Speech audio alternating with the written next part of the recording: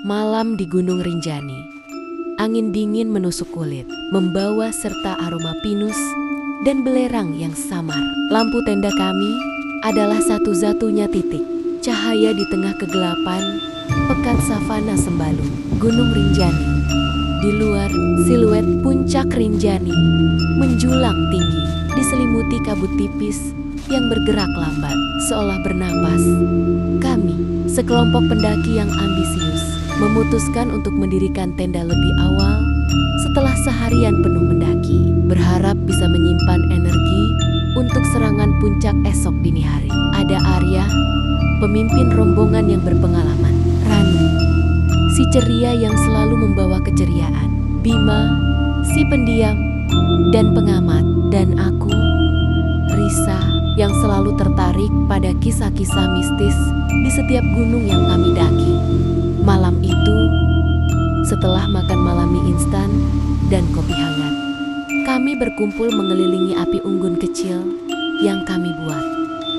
Obrolan mengalir diselingi tawa renyah, namun suasana berubah saat Bima yang biasanya irit bicara tiba-tiba berujar, "Kalian tahu, konon ada makhluk penunggu Rinjani yang tidak suka jika pendaki melanggar aturan."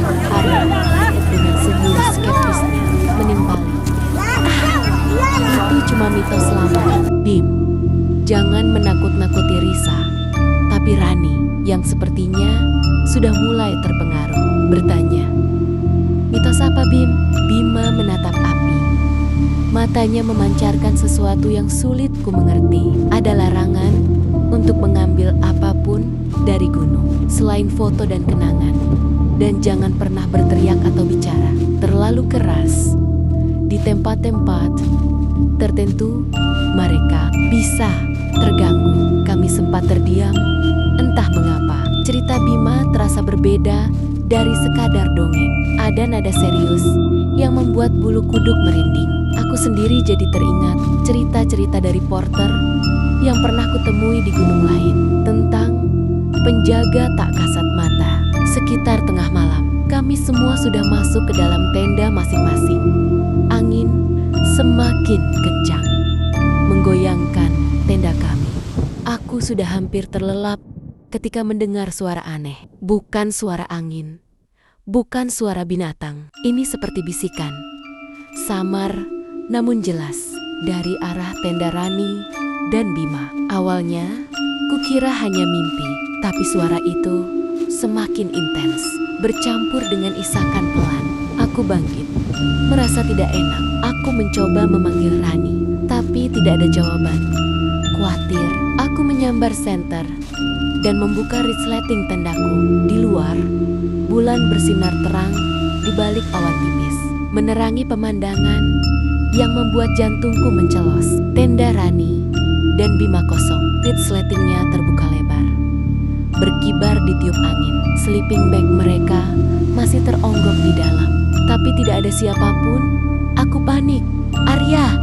Arya!" teriakku, membangunkan Arya di tenda sebelah. Arya segera keluar, wajahnya mengeras saat melihat tenda kosong itu. "Rani, Bima," panggilnya. Suaranya dipenuhi kecemasan. Kami berdua saling pandang. Pikiran-pikiran mengerikan mulai melintas. Kemana mereka pergi di tengah malam seperti ini? Kenapa tidak ada jejak? Tiba-tiba dari arah punggung bukit di atas kami terdengar suara. Bukan suara teriakan, bukan suara tawa. Itu seperti nyanyian, melodi yang ganjil, melankolis, namun entah mengapa terasa memanggil. Arya yang biasanya rasional tampak ragu. "Suara apa itu?" bisiknya. "Itu bukan suara manusia," ujarku. Bulu kuduku meremang. Nyanyian itu terdengar begitu dekat, namun tidak ada siapapun di sana. Kami berdua memberanikan diri, melangkah hati-hati menuju asal suara. Semakin dekat, semakin jelas terdengar. Itu adalah nyanyian Rani, tapi suaranya terdengar hampa, seolah bukan dirinya, dan di sampingnya Samar-samar ku dengar suara bisikan Bima, seperti sedang bercerita, namun dalam bahasa yang tak ku kenali. Kami mencapai puncak punggung bukit. Di sana, di bawah cahaya rembulan yang keperakan, kami melihat Rani dan Bima berdiri membelakangi kami, menghadap ke arah kawah Rinjani yang gelap. Mereka tidak bergerak, seperti patung. Rani masih menyanyikan melodi ganjil itu, sementara Bima tampak sibuk memetik bunga edelweiss yang langka, memasukkannya ke dalam saku. Rani, Bima, Arya memanggil mereka, suaranya putus asa. Mereka tidak menoleh, seolah tidak mendengar kami. Aku merasakan energi dingin yang menguar dari sekitar mereka. Aura yang membuatku ingin lari sejauh mungkin. Tiba-tiba, sebuah suara berat, sangat dalam, terdengar dari arah kawah. Mereka telah mengambil. Suara itu bergema, seolah gunung itu sendiri yang berbicara. Seketika, Rani dan Bima ambruk ke tanah. Nyanyian Rani berhenti, dan bisikan Bima lenyap. Kami berlari menghampiri mereka. Rani terlihat pucat pasi, matanya terpejam.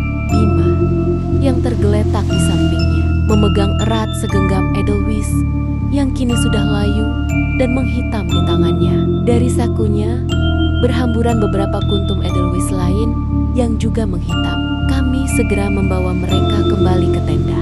Pagi harinya, saat matahari mulai menyinari puncak Rinjani, Rani dan Bima sadar. Mereka tampak bingung, tidak ingat apapun tentang kejadian semalam. Aku cuma ingat terbangun di tenda, kata Rani, mengernyitkan dahi. Bima terlihat lebih pucat. Aku merasa seperti bermimpi buruk. Mimpi tentang bunga. Dia menatap tangannya, di mana bekas-bekas noda hitam dari edelweiss yang layu masih terlihat samar. Kami tidak menceritakan detail kejadian semalam kepada mereka, hanya mengatakan bahwa mereka mungkin mengigau dan berjalan dalam tidur. Tapi aku tahu, dan Arya pun tahu, ada sesuatu yang terjadi malam itu. Sesuatu yang tidak bisa dijelaskan dengan logika. Perjalanan turun gunung terasa berat. Setiap langkah, aku merasakan tatapan tak kasat mata dari balik pepohonan. Bima, yang biasanya membawa kamera, sama sekali tidak mengambil foto. Rani, yang ceria, lebih banyak diam.